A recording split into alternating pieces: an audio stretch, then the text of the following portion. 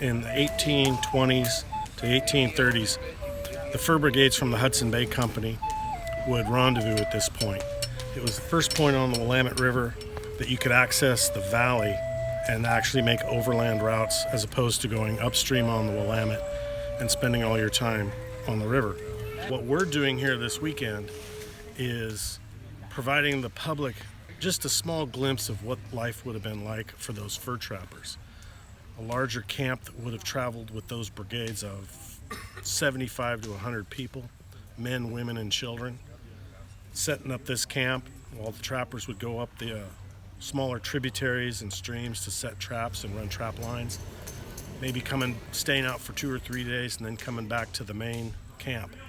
These camps left here at Champoeg and they went as far south as the San Joaquin Valley in California and as far east as the Great Salt Lake Basin. Oh, we have been on the brigade before. We were the packing horses and heading south, setting up traps in areas to be able to trap the beaver.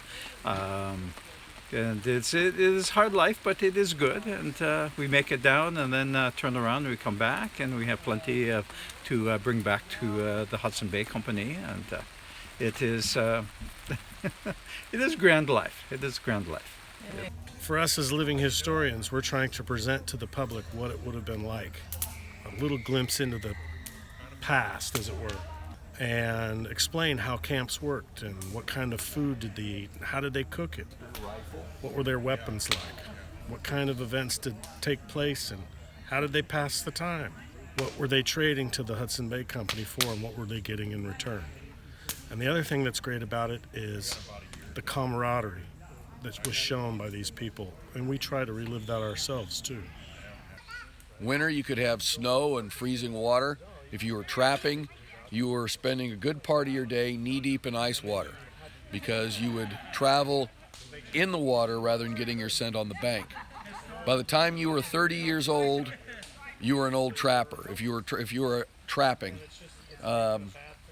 you had arthritis in your knees and ankles, and most of them died at a young age. To see what the life was like many years ago, and end up seeing that this is how we end up living. We are your ancestors. We are the ones that end up having to explore this area, to bring this area to life, to allow you to be able to live in a beautiful area such as this. What happens here is an economy based on trade, and the trade is in furs. I would trade for items such as my coffee, my flour, my rice. I would also trade for blankets. But the Hudson Bay Company paid his men. They paid their men in, made sure that they had once a year trousers, 2 shirts, a blanket, the necessary things that they needed. But you'd also trade some of those away. You might trade it for a buckskin shirt. You might trade it for some beads that you might later on trade again.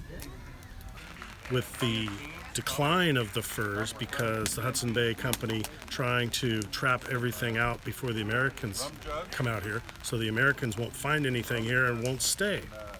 But what we see is those fur trappers who are retiring, who have married into the local communities. They don't want to have to leave this area because their families are here. They become the first farmers, and then they start the very first farms out here on the French Prairie. So we go from a fur trade economy to the very first agricultural economy, which here in Oregon becomes one of the biggest economies on the West Coast.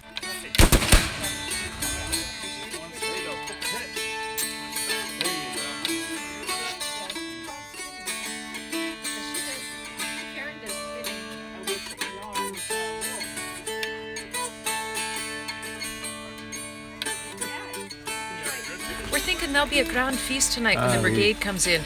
Monsieur le Docteur ended up asking us to end up bringing the food for them because he knows that they had a tough time coming up from California. They seem to have a good number of furs and others, so that it will be at least a good return. And we need to feed them, and yes, as Fiona ended up saying, that it will be a fine feast tonight. I think we'll have plenty of food and plenty of drink, and singing and dancing, and we'll have grand time.